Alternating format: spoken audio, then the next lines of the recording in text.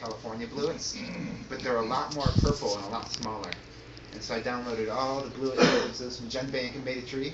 And what I found is that there's at least 3 mushrooms going under the name Clitosobe nuda. The one in Europe and China is the real Clitosobe nuda. Then on the east coast of the United States, we have, let's see, over here. This is totally different than the European one. So in the east, we have one kind of bluet, and then in the west, I think we have another one. In Mexico, there's another one. So there's really a lot. What Species. gene are you using for the sequencing? I'm trying to do species level differentiation, so I'm doing ITS. Okay. When I'm trying to figure out the placement of a genus, then I'll use LSU or TEF1. But usually I'm trying to figure out species stuff, so the ITS I found is the best one. So are you, how does that process done? You take a small sample and use a liquid solution? Or? Yeah, actually you're in luck. I brought my DNA lab and it's in the trunk of my car. So I will grab it after my talk and set it up somewhere out there, and then we can extract some DNA from some of the mushrooms here. And so we do the DNA extraction, and then I have a PCR machine here, and then you just drop the PCR product into the mail to a sequencing facility. And so, yeah, we can pretty much do the whole thing here. And what's PCR? PCR is about a polymerase chain reaction. So it copies the DNA and chops out just the part that we want. Oh. And so, yeah, I'll explain all of that in real time, and you can learn how to use the PCR machine and do it all yourself if you want. What's the cost on a PCR machine now? The one I have is worth about $1,500, but it's got 96 wells and it's really nice. There's a new one that's out for about $400, and then the open PCR has 16 wells and that's $500. Wow. If you don't want to buy a PCR machine, you can just use different water baths and move your tubes between water baths, but no one wants to do that. Yeah, wow.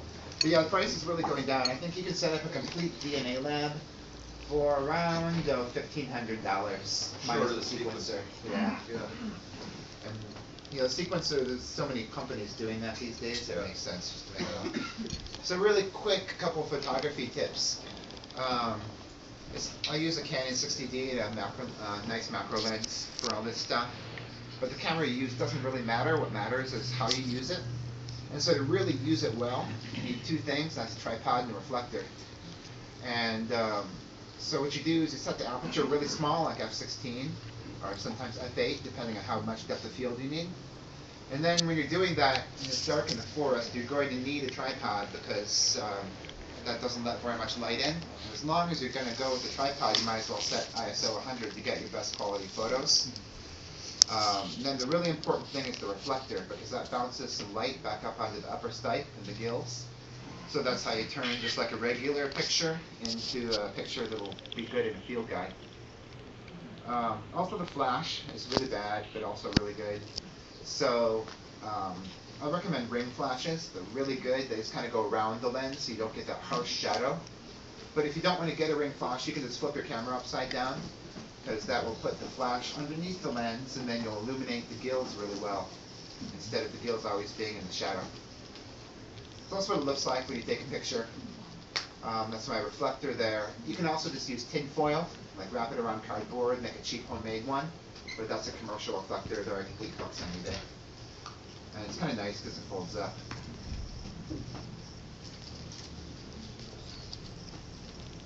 And I cook a lot of food over the fire in Mexico. Mushrooms always taste better over the fire. That's a bunch of flavulina veluticus. And down in these agaves, we have Pleurotus puntiae, which is this oyster mushroom type thing that only grows on agave and prickly pear cactus. And here's Oaxaca. This is with fungus fair and Quahimaloyas, which is always in the middle of July. Really good fungus fair in Oaxaca. And the way that works is they have the first day is like a contest that is put out when I can do it. The contest is this year our group won.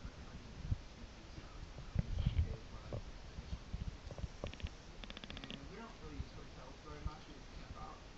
In Mexico, you can camp pretty much wherever you want. No one ever bothers us. So, the bowl